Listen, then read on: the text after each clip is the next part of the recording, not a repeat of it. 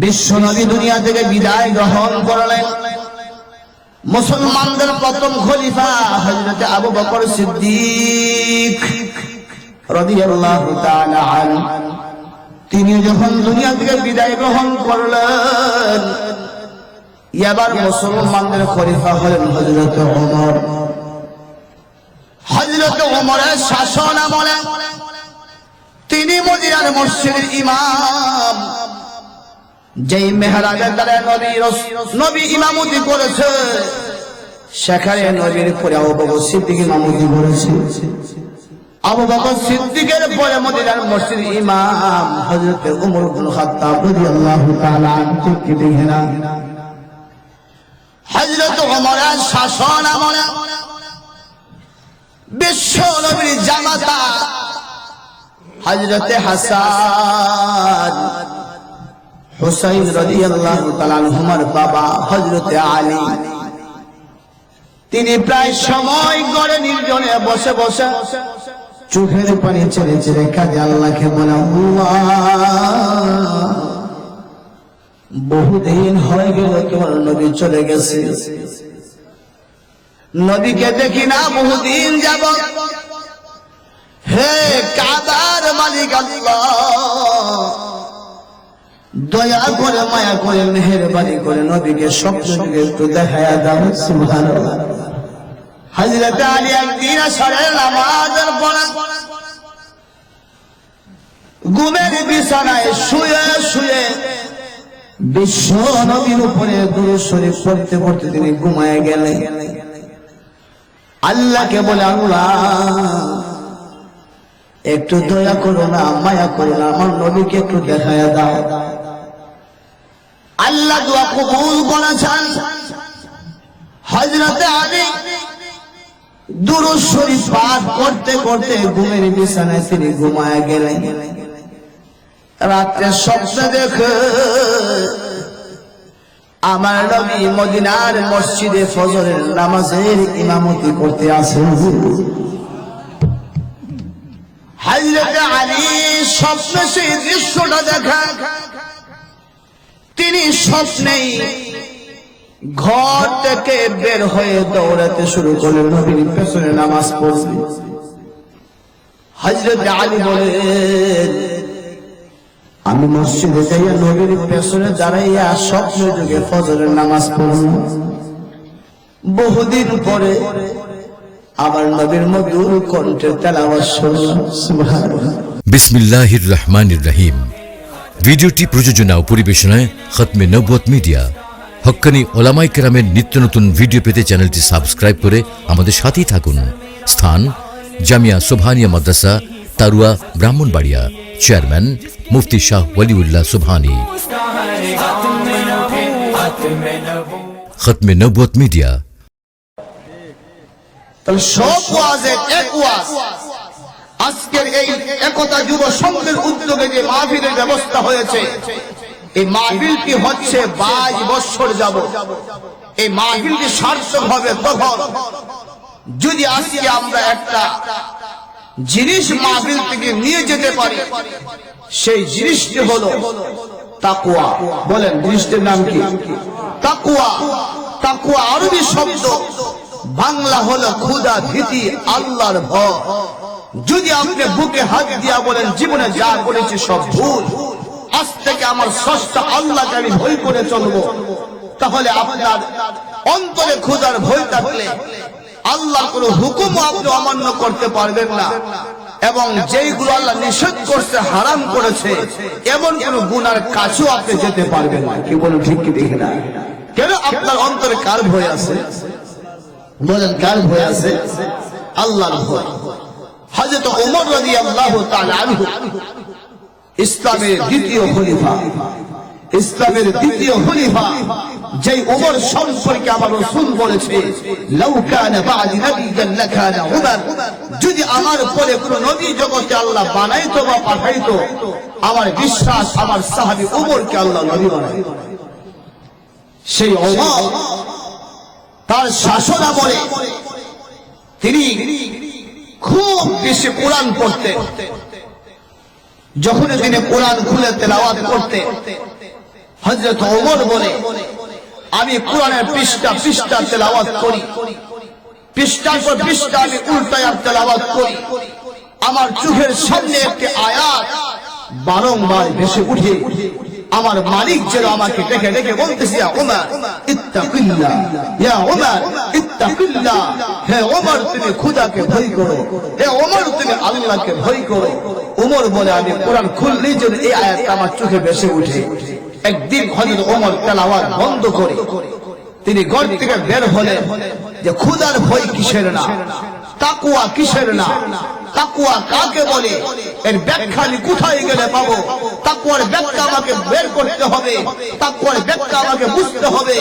হযরত ওমর রাদিয়াল্লাহু তাআলা আনহু সেদিন কোরআন তেলাওয়াত বন্ধ করে ঘর থেকে বের হয়ে বিশ্ব নবীর বিশিষ্ট সাহাবী হাফেজ কোরআন, কারি কোরআন হযরত উবাই ইবনে কাব, যার সিনায় 30 পারা কোরআন মুখস্থ ছিল, সেই উবাই ইবনে কাবের কাছে গিয়া বলে, ইয়া উবাই ইবনে কাব আখবিরনি আনিত তাকওয়া, আখবিরনি আনিত তাকওয়া। হযরত ওমর বলে, উবাই,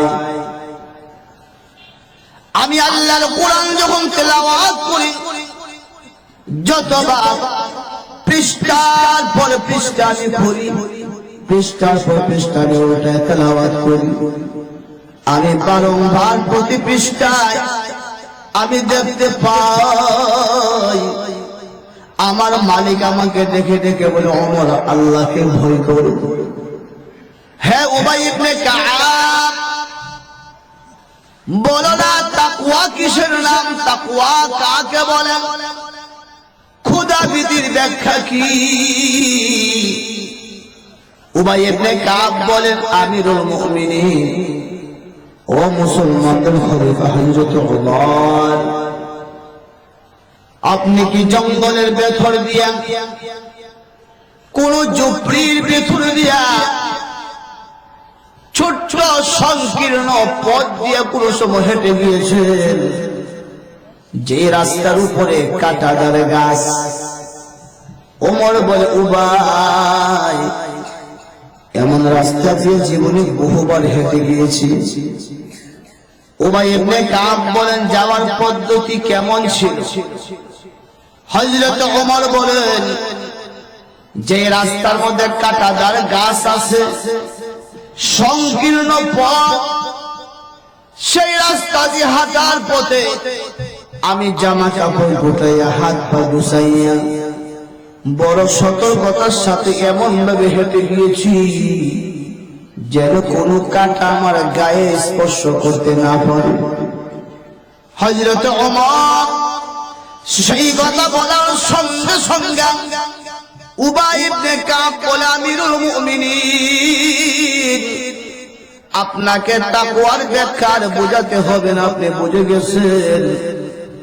এই জগৎটা হলো একটা পাপের জঙ্গল, এই দুনিয়াটা একটা পাপের জঙ্গল। ডান দিকে তাকান গুনাহ, বাম দিকে তাকান গুনাহ, সামনে তাকান গুনাহ, পেছনে তাকান গুনাহ। এই পাপের জগতে, পাপের জগতে এমন সতর্কতার সাথে আপনাকে হাঁটতে হবে, চলতে হবে, যেন কোন গুনার ময়লা আপনার গায়ে স্পর্শ করতে না পারে। খুব সতর্ক হইয়া চলার নাম হলো তাকওয়া। কি বলেন, ঠিক কি না? আশরাফ আলী থানভী বলেন, খোদাভীতির ব্যাখ্যা হলো, ও মানব জাতিরা, দুনিয়াতে তুমি এমন কোন কাজ করবা না, যেই কাজটা করলে হাসরের ময়দানে ফেরেশতা তোমাকে কলারে ধরে টেনে হেঁচড়ে আল্লাহর দরবারে হাজির করবে। ও মুসলমান, এই জগতে যদি কেউ কারো সঙ্গে অপরাধ করে, অন্যায় করে, অপরাধী মানুষকে যেইভাবে কলারে ধরে টেনে হেঁচড়ে নেয়, যদি আমরা জগতে নামাজ না পড়ে হাসরের মাঠে যাই, ফেরেশতা কলারে ধরে টেনে নিবে, বলবে, আল্লাহ, একটা অপরাধী পাইলাম, নামাজ পড়তো না, ঠিক কি দেখে না? আপনি সুজি কারবার করতেন, ফেরেশতা ধরবে কলারে, আল্লাহ, দুনিয়াতে বড় ক্ষমতা দেখাইতো, আজকে ধরে আনলাম একটা সুদখোরকে, সে বড় অপরাধী। আল্লাহ আল্লাহ একটা মদখোরকে, আল্লাহ হাজির করলাম একটা সুদখোরকে, হাজির করলাম ঘুষখোরকে, হাজির করলাম জুয়াখোরকে। এইভাবে পৃথিবীর যত অপরাধী আছে প্রত্যেকটা অপরাধীকে ফেরেশতা কলারে ধরে আসামির বেশে আমার আল্লাহর সামনে হাজির করব। হাকিমুল উম্মত বলেন তাকওয়া হলো কলারে ধরে ফেরেশতা এমন কাজ না করার নাম হলো তাকওয়া। কলারে ধরার মতো কাজই করো না, এটার নামে তাকওয়া। কি বলে ঠিক কি দেখি না? খুদার ভয় অন্তরে থাকলে সুদখোর সুদ খেতে পারে না, খুদার ভয় অন্তরে থাকলে ঘুষখোর ঘুষ খেতে পারে না, খুদার ভয় অন্তরে থাকলে মদখোর মদ পান করতে পারে না, খুদার ভয় অন্তরে থাকলে কোন ঘুষখোর ঘুষ খেতে পারে না, খুদার ভয় অন্তরে থাকলে কোন নারী বেপরদা রাস্তাঘাটে হাঁটতে পারে না। কি বলে ঠিক কি দেখে না? তাহলে আমাদের সবচেয়ে বড় পুঁজি দরকার আল্লাহ পাকের ভয়। ঠিক কি দেখে না? এখন আসেন, যদি একটা মানুষ তার জীবনে তার হায়াতে আল্লাহকে ভয় করে চলে, এই মানুষের জন্য আল্লাহর পক্ষ থেকে কোন পুরস্কারের ব্যবস্থা আছে কিনা? সময় হয়তো বেশি একটা আমার হাতে নেই, যেই সংক্ষেপ সময়টুকু আমার হাতে আছে আমি চেষ্টা করব যেই কথাগুলো সম্ভব কয়েকটি পয়েন্টে আপনাদের সামনে সে বাকি আলোচনা পেশ করতে। ভবিষ্যতে সময় সুযোগ হলে বাকি কথা বলবো। তাকওয়ার পুরস্কার কি? যদি একটা মানুষ আল্লাহকে ভয় করে চলে, কোরআনের মাধ্যমে আল্লাহ বিশ্ববাসীকে তাকওয়ার 12টি পুরস্কারের কথা আল্লাহ কোরআনে ঘোষণা করেছে। কয়টি ঘোষণা? কয়টি পুরস্কারের ঘোষণা? 12টি। 1 নম্বরে ঘোষণা আল্লাহ বলে মাইয়াত্তাকিল্লাহ মাইয়াত্তাকিল্লাহ, আমাকে ভয় করে যারা চলবে, এমন মুত্তাকি বান্দা বান্দি যদি শয়তানের দুখায় পড়ে কোন গুনাহ করে ফেলে, আমার আল্লাহ বলে বান্দা তওবা করতে হবে না, তওবা করতে হবে না, মুত্তাকিনদের সকল গুনাহ আমি আল্লাহ আমার নিজ গুণে ক্ষমা করে দেব। আমার বাবারা, আমার ভাইয়েরা, মুফাসসিরে কেরাম তাফসীর কিতাবে লেখা ছোট্ট একটি বাচ্চা, দুধের শিশু, 8 মাসের বাচ্চা, 10 মাসের বাচ্চা, 1 বছরের বাচ্চা, বাচ্চার কাছে পৃথিবীর সবচেয়ে আপন হলো বাচ্চার মা। ঠিক কি দেখে না? বাচ্চাটা মা ছাড়া কিছু বুঝে না, মাও বাচ্চা ছাড়া থাকতে পারে না। যদি কোনো সময় মা অসুস্থ হয়ে যায়, মাকে ব্রাহ্মণবাড়ি হাসপাতালে নেওয়া হয়। 1 বছরের বাচ্চাটি বাড়িতে রেখে মাকে হাসপাতালে ভর্তি করানো হলো। বাচ্চা ডাইনে তাকাই বায়ে তাকায়, যখন মায়ের সুন্দর চেহারাটা দেখতে পায় না, বাচ্চা শুধু কাঁদে। বাচ্চা দেখে বলে মা, বাচ্চা দেখে বলে মা, মা মা বলে চিৎকার করতে থাকে। এই বাচ্চাটি মা ছাড়া দাদুর কোলে থাকতে চায় না, মায়ের নানুর কোলে থাকতে চায় না। যার কোলে যায় সে শুধু চিৎকার করে বলে মা।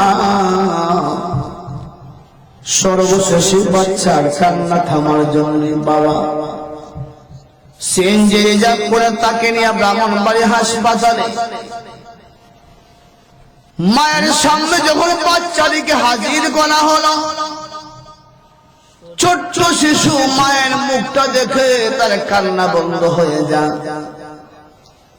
মা যখন বাচ্চাটাকে কোলের মধ্যে নেয়, বাচ্চা মায়ের কুল পাইলে কেমন আনন্দ পায়। ইমাম গাজ্জালি বলে একটা মাছ যদি পানি পায়, মাছ যেমন পানি পাইলে আনন্দ, লাফালাফি করে বাচ্চা মায়ের কুল পাইলে আনন্দে সে হাত পা নাড়াচাড়া করতে থাকে। ওরে মুসলমান, যদি সেই অবস্থায় বাচ্চা হাত পা নাড়াচাড়া করতে করতে মায়ের গালের মধ্যে তার একটা হাতের থাপ্পড় লেগে যায়, আপনারা বলুন 1 বছরের বাচ্চা যদি মায়ের গালে থাপ্পড় লাগায় দেয়, মা কি তাকে লাথি মেরে ফেলে দিবে? বরং স্বামী বলে তোকে, বাচ্চা যদি মায়ের গালে থাপ্পড় বসায়, আমার মা বাচ্চাটি হাতের মধ্যে ধরে মা উল্টা তার হাতের মধ্যে চুম্বন খেতে থাকে। দেখে না, আল্লাহ বলে বান্দারে, তোর মার গালের মধ্যে যদি ছোট্ট বাচ্চা থাপ্পড় বসায়া দেয়, মা যে বাচ্চাকে ভালোবাসে, ভালোবাসার কারণে মার মনে কোনো কষ্ট নেই না, বরং মা তাকে আরো করে জড়ায়া ধরে। আল্লাহ বলে বান্দা, তোমার মা তোমাকে যতটা ভালোবাসে, আমি আল্লাহ তাআলা যারা আমাকে ভয় করে তাকে 1000 গুণে বেশি ভালোবাসি।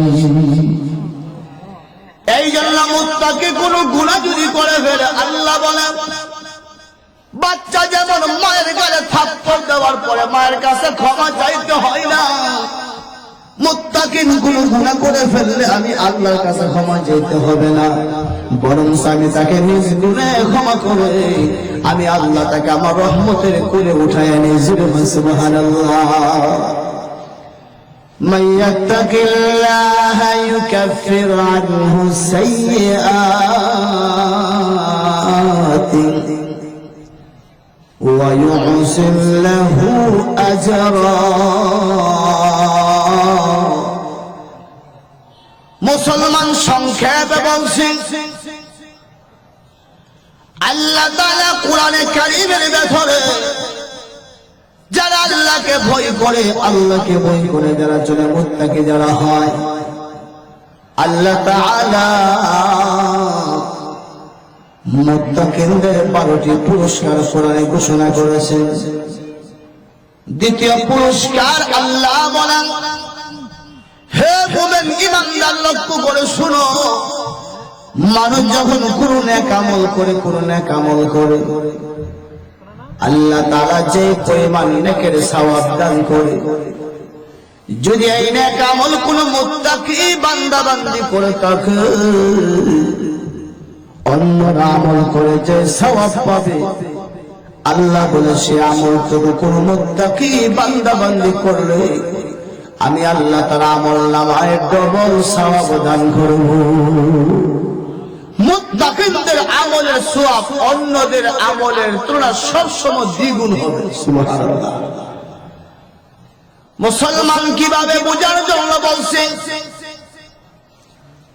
বর্তমান যদি আপনি বাজারে যান সকালবেলা 1 কেজি টমেটো কিনতে 20 টাকা হলে টমেটো পাওয়া যায়, কিন্তু যখন টমেটোর সিজন থাকে না, আনসিজন, বাজারে গেলে 1 কেজি টমেটো 120 টাকা লাগে। ঠিক কি দেখে না? এ মুসলমান, একই টমেটো সিজনে শুধু 20, আনসিজনে 120 টাকা কেজি কেন? আপনি বলবেন সিজন ছাড়া জিনিসের মূল্য বেশি, দাম বেশি। ঠিক কি দেখে না? আল্লাহ বলে বান্দারে, তোমরা যে আমল করো, আমি আল্লাহ মুসলমানের আমলগুলো সওয়াবের মাধ্যমে কিনি। সুবহানাল্লাহ।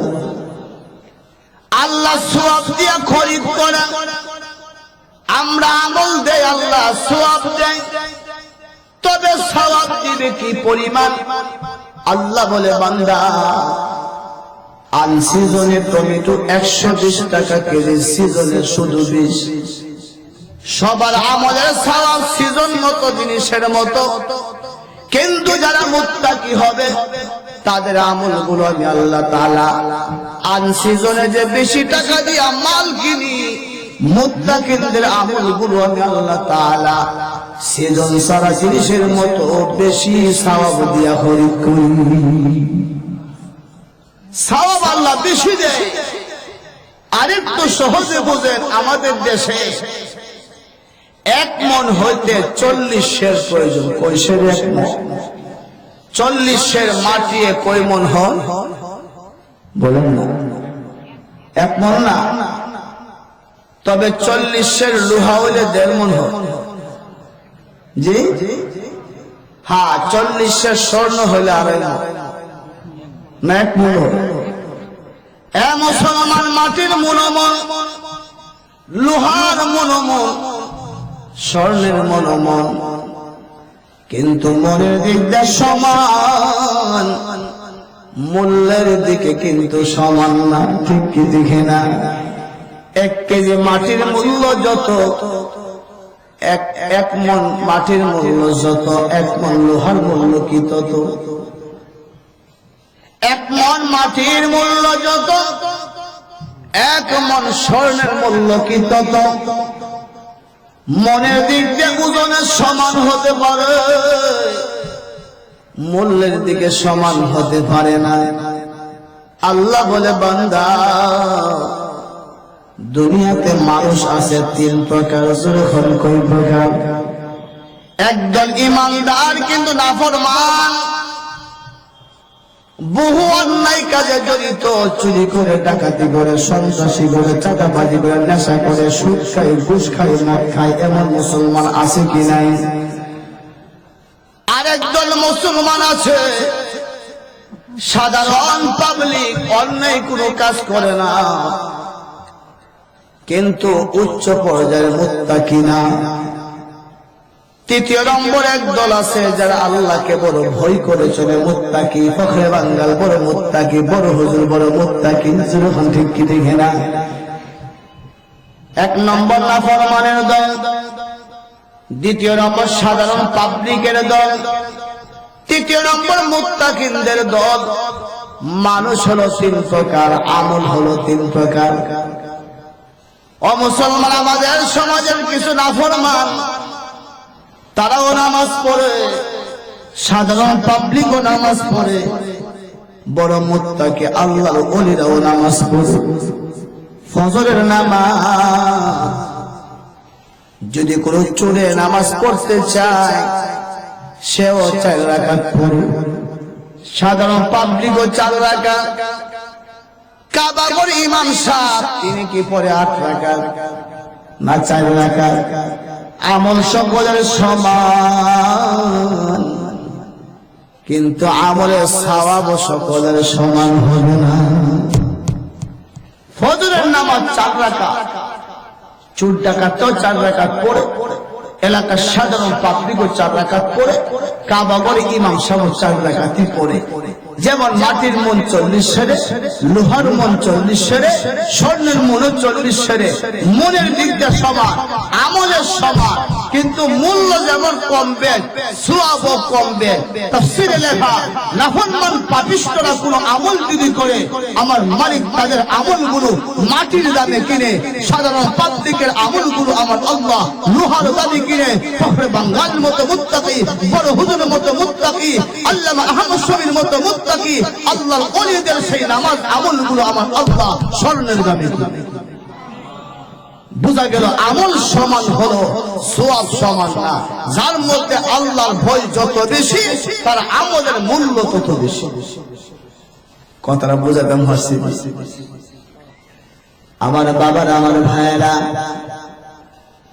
আল্লাহ তাআলা বলে, মুত্তাকি ইয়া আইয়ুহাল্লাযীনা আমানু ইন তাত্তাকুল্লাহ ইয়াজআল লাকুম ফুরকানা। আল্লাহ বলে, হে ঈমানদার, যারা আল্লাহ বিশ্বাসী, পরকাল বিশ্বাসী হয়েছে, আল্লাহ বলে, মুত্তাকি, হে ঈমানদার, তুমি যদি আমি আল্লাহকে ভয় করে চলতে পারো, যদি তোমার অন্তরে আমি মৌলা পাকের প্রতি ভয় থাকি, আমি আল্লাহর প্রতি ভয় থাকি। যদি আমাকে তুমি ভয় করে চলতে পারো, আমার আল্লাহ কোরআনে কারিমের মধ্যে তাকওয়ার 12টি পুরস্কার ঘোষণা দিয়েছেন। তৃতীয় পুরস্কার হলো আল্লাহ বলে মুত্তাকিনদের অন্তরে আমি আল্লাহ কুদরতি হাতে একটি নূরের জ্যোতি, একটা আলো, একটা বাতিলের চোখ আমি আল্লাহ তার কলবে লাগাইয়া দিই। এই বাজের চোখ দিয়া যা দেখা যায় না, ওই বাতিলের চোখ দিয়া সেটাও দেখার শক্তি পায়। এই চোখের সামনে একটা পর্দা থাকলে সামনে কি আছে দেখা যায় না, কিন্তু তাকওয়ার একটা চোখ আছে, তাকওয়ার একটা লাইট আল্লাহ ভিতরে দিয়া দেয়। এই চোখ বন্ধ হলে সেই চোখ দেখতে পায়। আমার বাবার, আমার ভাইয়েরা, এই কথার ব্যাখ্যা বুঝাতে হলে রাত্র শেষ হবে, ব্যাখ্যা শেষ হবে না। এমন অসংখ্য ঘটনা নবীর জীবনে আছে, অসংখ্য ঘটনা সাহাবাদের জীবনে আছে, অসংখ্য ঘটনা আল্লাহর ওলিদের জীবনে আছে। ছোট্ট একটা কথা বলা যায়, বিশ্ব নবী দুনিয়া থেকে বিদায় গ্রহণ করলেন। মুসলমানদের প্রথম খলিফা হযরত আবু বকর সিদ্দিক রাদিয়াল্লাহু তাআলা আনহু, তিনি যখন দুনিয়া থেকে বিদায় গ্রহণ করলেন, এবার মুসলমানদের খলিফা হলেন হযরত ওমর। হযরত ওমরের শাসন আমলে তিনি মদিনার মসজিদের ইমাম। যেই মেহরাবে তারা নবী ইমামতি করেছে, সেখানে নবীর পরে আবু বকর সিদ্দিক ইমামতি করেছে। আবু বকর সিদ্দিকের পরে মদিনার মসজিদের ইমাম হযরত ওমর ইবনে খাত্তাব রাদিয়াল্লাহু তাআলা আনহু। কি দেখেন না, হযরত ওমরের শাসন আমলে বিশ্ব নবীর জামাতা হযরত হাসান হুসাইন রাদিয়াল্লাহু তাআলা আনহুমার বাবা হযরত আলী, তিনি প্রায় সময় গড়ে নির্জনে বসে বসে চোখের পানি ছেড়ে ছেড়ে কাজে আল্লাহকে বলে, বহুদিন হয়ে গেল তোমার নবী চলে গেছে, নবীকে দেখি না বহুদিন যাব। হে কাবার মালিক আল্লাহ, দয়া করে মায়া করে মেহেরবানি করে নবীকে স্বপ্ন যুগে একটু দেখায়া দাও। সুবহানাল্লাহ। হযরত আলী একদিন আসরের নামাজ পড়েন, ঘুমের বিছানায় শুয়ে শুয়ে বিশ্ব নবীর উপরে দুরূদ শরীফ পড়তে পড়তে তিনি ঘুমায় গেলেন। আল্লাহকে বলে, আল্লাহ একটু দয়া করো না, মায়া করো না, আমার নবীকে একটু দেখায়া দাও। আল্লাহ দোয়া কবুল করেছেন। হযরত আলী দুরূদ শরীফ পাঠ করতে করতে ঘুমের বিছানায় তিনি ঘুমায় গেলেন। রাতে স্বপ্ন দেখে আমার নবী মদিনার মসজিদে ফজরের নামাজের ইমামতি করতে আসেন। হযরত আলী স্বপ্নে সেই দৃশ্যটা দেখা, তিনি স্বপ্নেই ঘর থেকে বের হয়ে দৌড়াতে শুরু করলেন, নবীর পেছনে নামাজ পড়তে।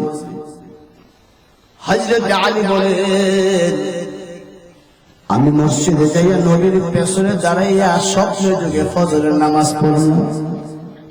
বহুদিন পরে আবার নবীর মধুর কণ্ঠের তেলাওয়াত শুনলাম। সুবহানাল্লাহ।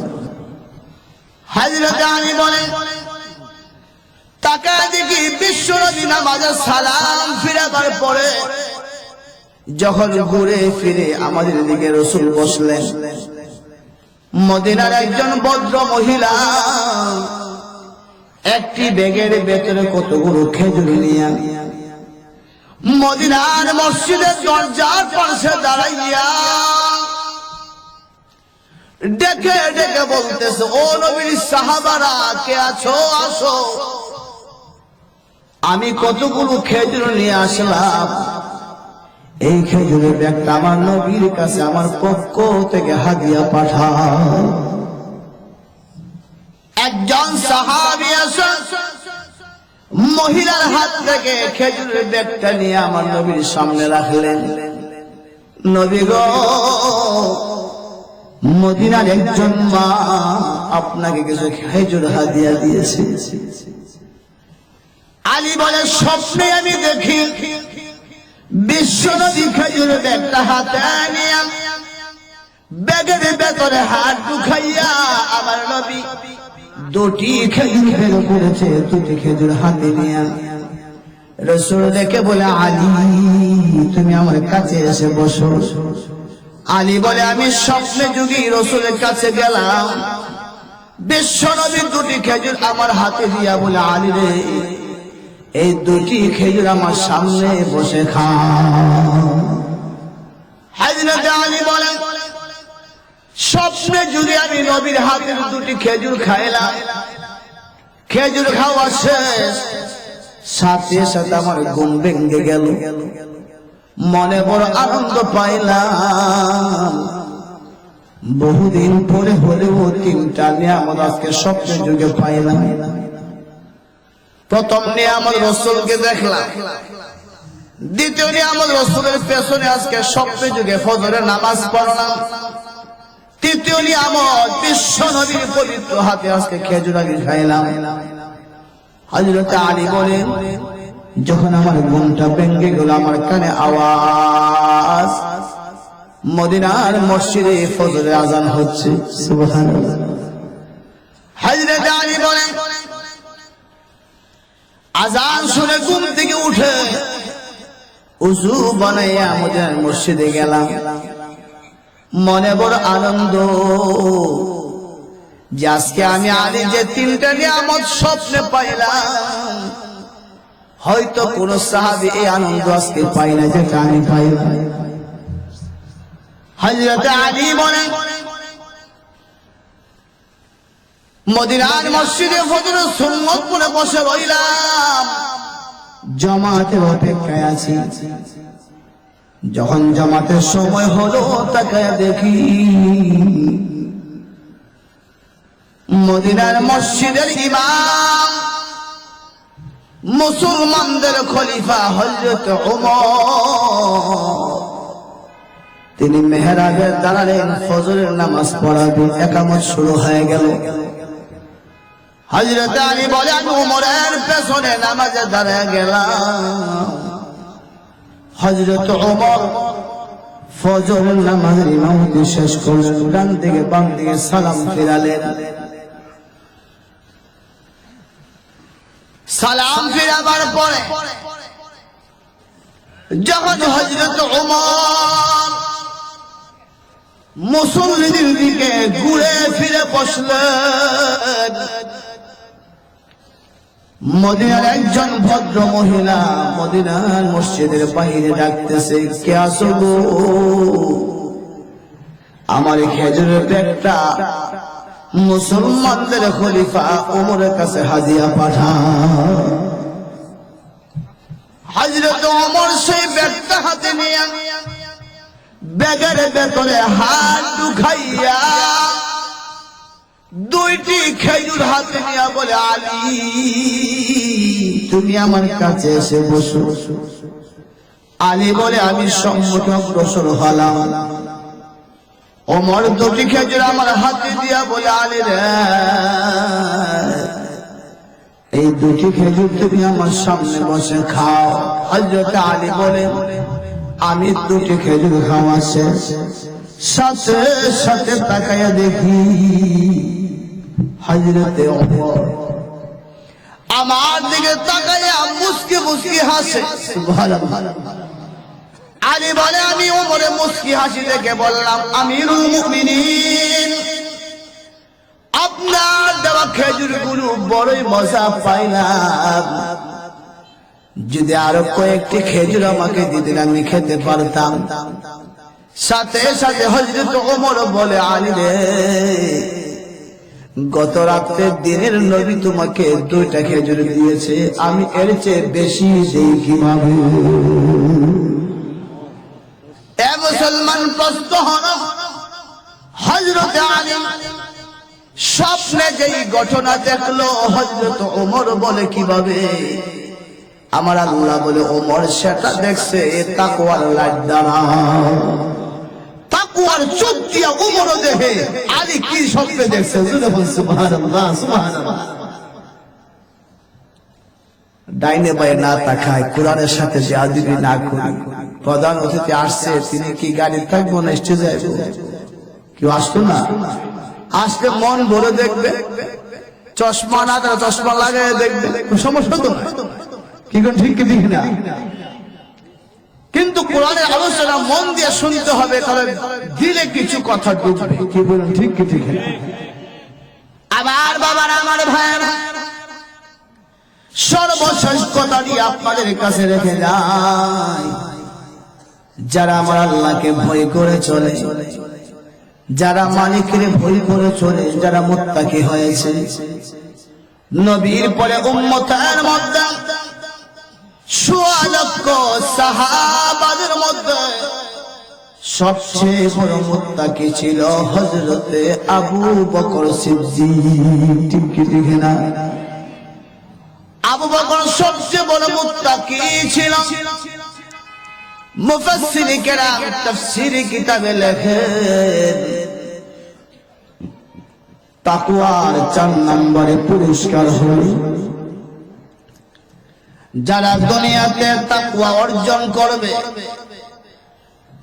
রব্বে কারীম মুত্তাকি বান্দা বান্দি দুনিয়াতে যে কথাটা বলবে, যদি একটা অসম্ভব কথাও বলে ফেলে, আল্লাহ তাআলা মুত্তাকিনের জবান থেকে কথাটা বের হওয়ার কারণে সেটাও সম্ভব বানায়া দেয়। তাফসীরে লেখা, বিশ্বনবী যখন মদিনায় গেলেন, আমার নবীর নূরানী চেহারা দেখে হাজার হাজার মানুষ কালিমা পড়ে মুসলমান হয়ে যাচ্ছে। একজন বিধবা মহিলা, স্বামীহারা বিধবা মহিলা খবর পাইল আমার নবীর কথা, নবীর চেহারা দেখে মুসলমান হয়ে গেল। সুবহানাল্লাহ। মহিলার একটা মাত্র ছেলে, নাম হলো মালিক। নামটা কি বলে? এই নামটা মনে রাখলে সামনে কথা বুঝে আসবে। নাম কি? মালিক নামের একটি মাত্র সন্তান। মদিনা দেশে প্রসিদ্ধ একজন বীর পাহলাওয়ান। মালিকের সামনে কেউ রাস্তাতে চোখ তুলে তাকে তাকাই না, তার দিকে তাকাই না, এত ভয় পা মালিক। সে এত বড় শক্তিশালী বীর পাহলাওয়ান। মাঝে মুসলমান হয়েছে, সন্তান মালিক জানে না, গোপনে গোপনে নামাজ পড়ে। একদিন মালিকের মা সকালবেলা ঘুম থেকে উঠে তাকায় দেখেন মালিক তার হাতের তরবারিটা পাথরে ঘষাইতেছে আর ধার করতেছে। মালিকে বলে, বাবা মালিক তরবারি কেন ধার করো? ছেলে বলে, মা গো খবর কি পাও নাই? মক্কা থেকে আব্দুল্লাহর ছেলে মুহাম্মদ মদিনাতে আসছে, নতুন ধর্মের দাওয়াত দিচ্ছে, আমাদের বাপ দাদার ধর্মে চুনকালি লাগাইতেছে। এই জন্য সকালবেলা প্রতিজ্ঞা করলাম, আজকে মুহাম্মদকে দুনিয়া থেকে বিদায় না করে আমি দুপুর বেলা খানা খাবো না। নাউজুবিল্লাহ। মা যে মুসলমান, সন্তান তো জানে না, মা বুঝতে দেই নাই। মা আস্তে আস্তে ঘর থেকে বের হলেন, মদিনার মসজিদে যাই আমার নবীর কাছে গিয়ে বলে, নবী গো সর্বনাশ হয়ে গেল, আমার সন্তান মালে বড় জিদি, সে যেটা বলে সেটা করেই সারে। ওগো নবীজি, সে আজকে তরবারি ধার করতেছে, আপনাকে হত্যা না করে আজকে দুপুরে খানা খাবে না। নাউজুবিল্লাহ। ইয়া রাসূলুল্লাহ, মেহেরবানি করে আমার সন্তানের হেদায়েতের দোয়া করে দেন, হেদায়েতের দোয়া করে দেন। রাসূল বলে, মালিকের মা তুমি দোয়া করাবে। নবী আমিন বলবো। মালিকের মা বলে, নবী গো নবীর সামনে এত বড় বেয়াদবি আমি করতে পারবো না, মেহেরবানি করে আপনি দোয়া করে দেন। আমার নবীর সাথে সাথে হাত উঠাইলেন, দোয়া করতেছে, আল্লাহুম্মা হাদি মালিকা, আল্লাহুম্মা হাদি মালিকা। মালিকের মামিন বলে, আল্লাহ মালিক হেদায়েত দান করো। হে আরশের মালিক, আল্লাহ মালিক হেদায়েত দান করো। মালিকের মা প্রথমে বলছে আমিন। আমার নবী বারবার বলে আল্লাহ মালিকের হেদায়েত দাও, কিন্তু এখন আমিন শোনা যায় না। মালিকের মা হাত ছেড়ে নবীর মজলিস থেকে বাড়ির দিকে দৌড়াইতে শুরু করেছে। মালিকের মা বাড়ির কাছে যেয়ে দেখে মালিক তরবারিটার সামনে রেখে চোখের পানি ছেড়ে ছেড়ে কাঁদছে। মালিকের মা বলে, মালিক বাবা কেন কাঁদো, মায়ের কাছে বলো। মালিক বলে, মা একটু দেখো না আমাদের বাড়ির পাশে কোন লোকজন আছে কিনা। মা বলে, না তো কেউ নেই। মা একটু ভালো করে দেখো না। মা বাহিরে গেলেন, কেউ যে নাই। মা বলে, মালিক কোনো মানুষ নাই। মালিক বলে, মা এবার একটা কথা তোমার কাছে বলে, কেউ যেন না শুনে, একটু বলো না এই মুহূর্তে কোথায় গেলে দিনের নবীকে পাওয়া যাবে।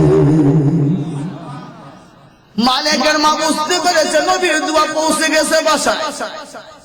মালিকের হাতে ধরে মালিকের মা বিশ্ব নবীর কাছে মসজিদে নববীতে নিয়ে গেলেন। মদিনার মসজিদে নিয়ে গেলে নবী সাহাবাদেরকে তালিম করতেছে। মালিকের মা গিয়া বলে, মা ও নবী, এই হলো আমার মালিক, আপনার সঙ্গে কথা বলবে। নবী বলে, মালিক বলো কি কথা বলবা।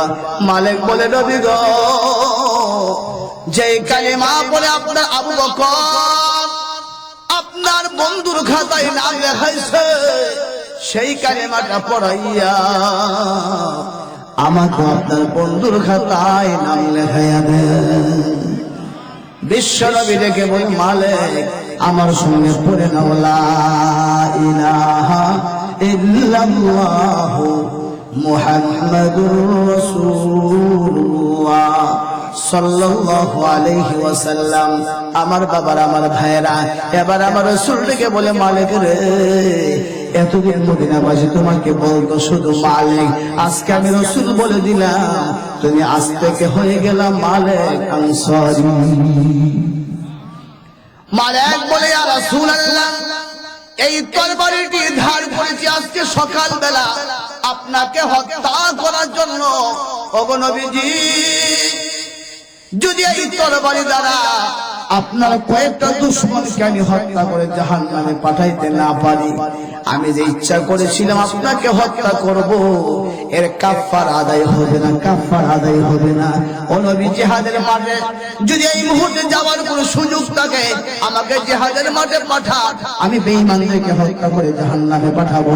রাসূল রেখে বলে, মালিক, হে মালিক, তোমার মায়ের কাছে বিদায় নিয়ে নাও, আগামীকাল সকালবেলা আমি নবী জিহাদের মাঠে যাব, আমার সঙ্গে তুমি যেতে পারবা। নবীর কথা শুনে মালিকের মায়ের কাছে বিদায় গ্রহণ করে সকালবেলা বিশ্ব নবীর সঙ্গে রওনা। জিহাদ করতে করতে অসংখ্য বেঈমানকে জাহান্নামে পাঠাইয়া মালিক আনসারী তিনিও শাহাদাতের পিয়ালা পান করেছে, শাহাদাতের পিয়ালা পান করেছে। তাফসীরে লেখা, বিশ্ব নবী মালিক আনসারীকে নিজ হাতে কবরে দাফন করেছে। জিহাদ শেষে মদিনার সাহাবারা যখন মদিনায় ঢুকতেছে, সকল মহিলারা যাদের সন্তান জিহাদে গিয়েছে, যাদের স্বামীরা জিহাদে গিয়েছে, তাদেরকে রিসিভ করার জন্য মহিলারা তার পাশে দাঁড়িয়ে আছে। সাহাবারা ঢুকতেছে, মালিকের মা তাকায় আছে, আমার মালিক কোথায়? কিন্তু মালিকরে দেখা যায় না। সকল মহিলারা নিজের সন্তানকে ঘরে নিয়ে যাচ্ছে, বিবিরা স্বামীকে ঘরে নিয়ে যাচ্ছে, মালিকের মা তাকিয়ে আছে। দেখে দেখে বলে, ও নবীর সাহাবারা, তোমরা সবাই আসলা, আমার মালিক কোথায়? মালিকের খবর কি? কোন সাহাবী কোনো কথা বলে না। একটু পরে আমার নবী আসতো, নবী গো, আমার মালিক কোথায়? নবী দেখে বলে, মালিকের মা, আমার আবু বকর আসতেছে, তুমি আবু বকরের কাছে জিজ্ঞেস করি। নবী বলছে, শহীদ জোসে বলছে, মালিকের মা দেখতে দাঁড়িয়ে আছে। যখন সিদ্দিক আকবর আসলো, দেখে বলে, আবু বকর দাঁড়াও, সত্যি করে বলো আমার মালিকের খবর কি? আবু বকর সিদ্দিক বলে, মালিকের মা আমার পূর্বে শত শত সাহাবা প্রবেশ করেছে, তুমি কি জিজ্ঞেস করো নাই? মালিকের মা বলে, আবু বকর আজকে নবী সাহাবাদের জন্য কি হয়ে গেল? কোন সাহাবী আমার সঙ্গে কোনো কথা বলে না। এ মালিকের মা, সাহাবারা যদি কোনো কথা না বলে থাকে, বিশ্ব নবী আমার পূর্বে প্রবেশ করেছে, তুমি কি রাসূলকে জিজ্ঞেস করো নাই? মালিকের মা বলে, রাসূলকে জিজ্ঞেস করেছিলাম, কিন্তু রাসূল বলেছে আমার আবু বকর আসতেছে, তার কাছে জিজ্ঞেস করিও, রাসূল তোমার কথা বলে চলে গেছে। এবার আবু বকর সিদ্দিক মহা চিন্তায় পড়ে গেলেন, কি বলবে? রাসূল কেন বলে নাই? কোন সাহাবী কেন বলে নাই? তিনি হঠাৎ করে ইচ্ছার বাহিরে বলে ফেললেন, ও মালিকের মা, অপেক্ষা করো, অপেক্ষা করো, তোমার মালিক একটু পরে আসতেছে। আসবে কেমনে? শহীদ আসবে কিভাবে? শহীদ। কিন্তু আবু বকর সিদ্দিক তো মুত্তাকি, বললা তো হয়েছে যে আসতেছে। এই কথা বলে তিনি মদিনার মসজিদে গেলেন, 2 রাকাত নামাজ পড়ে সাজদায় পড়ে কাঁদে, মালিক তোমার নবী আমাকে সিদ্দিকের সনদ দিয়েছে, সিদ্দিকের সার্টিফিকেট দিয়েছে, কিন্তু আমি মালিকের মায়ের সঙ্গে অনেক বড় একটা মিথ্যা কথা বলে ফেললাম। হাসরের মাঠে তোমার নবীর সামনে আমি দাঁড়াবো কিভাবে? এই কথা বলে কাঁদতেছে, কান্নাকাটি করতেছে। আমার আল্লাহ জিবরাইলকে বলে, জিবরাইল আমার বন্ধুকে সালাম দিয়া বলে দাও, আবু বকর হলো আমার নবীর বন্ধু। আজকে আমি ঘোষণা দিলাম, আবু বকর আমার নবীর বন্ধু হওয়ার কারণে আমিও তাকে বন্ধু বানায়া নিলাম। আবু বকর মালিকের মায়ের সঙ্গে যে মিথ্যা কথা বলেছে, আমি আল্লাহ মিথ্যাকে মিথ্যা রাখবো না, সেটাকে সত্য বানায়া দেব। আমার রাসূলকে সালাম দিয়া বলো, আবু বকর যে কথাটা বলে একটু পরে আসতেছে, এই কথাটা সত্য প্রমাণ করার জন্য আমি আল্লাহ মালিকের লাশকে, মালিক আনসারের লাশকে কবরে জীবিত বানাইয়া কবর থেকে বের করে এই মুহূর্তে আমি আল্লাহ তার মায়ের কাছে পাঠাইয়া দিছি। রাসূল গিয়া বলে, আবু বকর মাথা উঠাও, ইরফা রাসাকা ইয়া বাবা, আবু বকর মাথা উঠাও, মাথা উঠাও, আর কাঁদতে হবে না। মালিকের মাকে যে কথাটি বলেছ আল্লাহ বাস্তবায়ন করে দিয়েছে। তাকে আবার রাসূল নিয়া রাস্তায় গেলে মালিকের মায়ের কাছে দাঁড়িয়ে গেলেন, একটু পরে তাকিয়ে দেখে মালিক আনসারী একজোড়া সাদা পোশাক পরে মুস্কি মুস্কি হাসতে হাসতে আমার নবীর সামনে হাজির হয়ে গেছে। রাসূল বলে, মালিক তুমি না শহীদ হয়েছিলে, আমি নবী কবরে দাফন করছি, আসতা কিভাবে? ও নবী আপনি চলে আসছেন। একটু বড় যুবক যে আমাকে বলতেছে, মালিক উঠো, তোমার আম্মা রাস্তায় অপেক্ষা আছে, মায়ের সাক্ষাতে যাও। আমি বললাম, তুমি কে? তোমাকে চিনি না, আমার নাম জানো কিভাবে? তখন যুবক বলছে, আমি জান্নাতে ফেরেশতা, তোমার নাম আল্লাহ আমাকে জানাইছে। আমি বললাম, আমার গায়ে যে কাপড় নাই, সে আমাকে কাপড় পরাই দিয়েছে। বললাম, আমার মাথার উপর মাটির স্তূপ, আমি মাটি সরাবো কিভাবে? আমি কবর থেকে বের হব কিভাবে? তখন নবী সে তার হাত দিয়া মাটিতে আঘাত করছে, মাটি 2 দিকে সরে গেল, আমি কবর থেকে বের হয়ে আমার মায়ের সামনে হাজির হয়ে গেলাম। আমার আল্লাহ বলে, ও নবী আপনি আবু বকর সবচেয়ে বড় মুত্তাকি, সে আমাকে ভয় করে ইচ্ছার বাহিরে একটা মিথ্যা কথা বলে ফেলছে। আমি মুত্তাকিকে সম্মান রক্ষার্থে কবরের লাশকে জীবিত কইরা তার মিথ্যাকে আমি সত্য বানিয়ে দিলাম। সুবহানাল্লাহ। ও মিয়া, এইভাবে যদি বলতে থাকি, এই তাকওয়ার 12টি পুরস্কারের কথা আল্লাহ কোরআনে উল্লেখ করেছে। 4টা কথা সংক্ষেপে বললাম, আর 8টি উপকার, 8টি ফজিলতের কথা রয়ে গেছে। ভবিষ্যতে সুযোগ হলে ইনশাআল্লাহ বাকি আলোচনা করা হবে। যেহেতু আজকে বাজার অতিথি চলে আসছে, আমি এখানে আমার অসমাপ্ত আলোচনা।